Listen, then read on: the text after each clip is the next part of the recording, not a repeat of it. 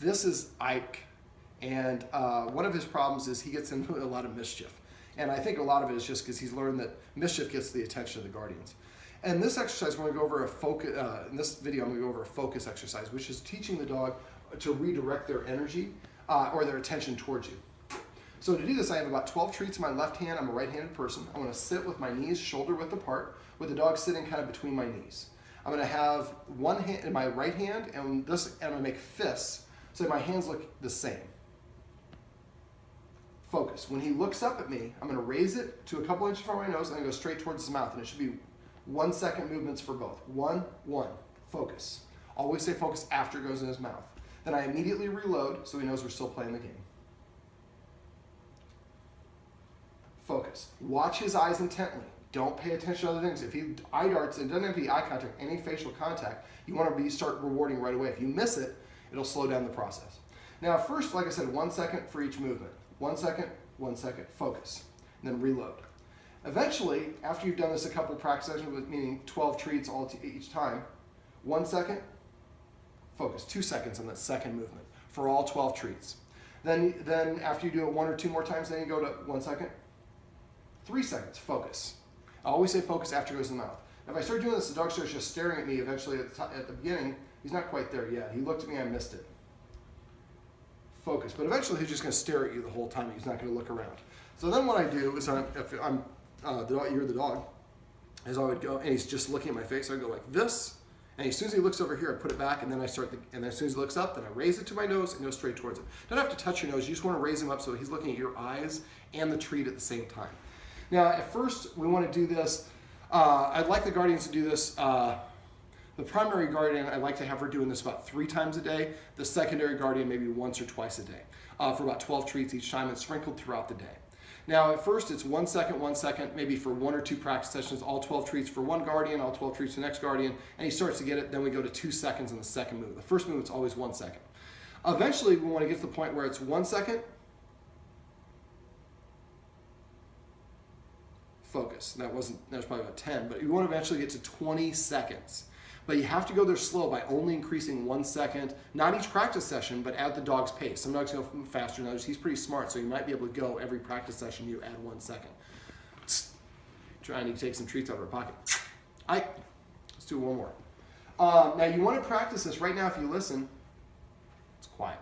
No distractions. This is a great time to learn.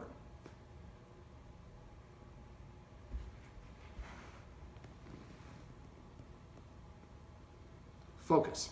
Eventually, we want to do this when we have the TV on with the dog barking, but at volume maybe 2. Everybody, let's get better camera presence. It's right here. And then we practice it for all 12 treats while the dog is barking, but it's so low a volume he can hear it, but not particularly intense. And then each time we practice it, after that, we raise the volume up a little bit more. Eventually, it sounds like there's dogs barking in the room, and he's filtering it out. We've trained him to filter out that distraction.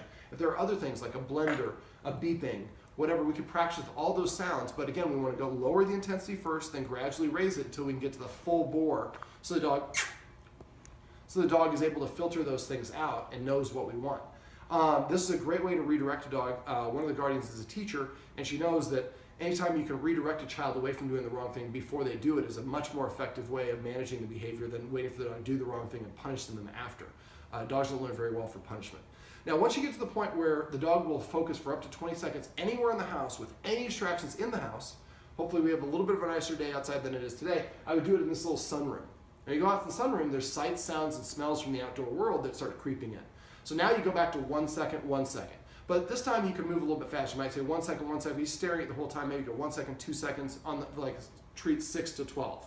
And again, go at your dog's pace. But eventually you'll get to the point where the dog will be able to filter up to 20 seconds out there, and you should be able to get to that point faster than you did the first time. Next step is do it in your backyard.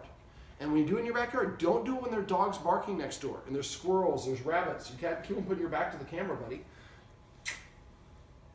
The idea is to gradually ramp up the intensity of the distraction so that he can filter it out in a real world situation, with a vacuum cleaner going, with guests around, or whatever it is. Eventually what I do is I do this on walks as well. So if I'm walking him and he's on the right side, let's say, and there's a dog walking by approaching us, and he starts staring and barking because he wants to play with that dog, Well, as soon as he sees that dog, I turn my attention down, and that dog is so far away, he's not barking at it yet. I say focus, he looks up at me, and as we're walking, I'm going focus, and I'm going down towards him as we're walking. And he's running into stuff because he's not looking, he's looking at us. And we've taught him to ignore the other dog for a better reward. Because maybe I play with the dog, maybe I don't, but if I look up the human, I'm going to get that reward. This is a great way to stop dogs from jumping, barking, doing a lot of things you don't want by stopping them and redirecting their attention away from the stimulus before it gets too intense. So this is how you can teach your dog how to focus.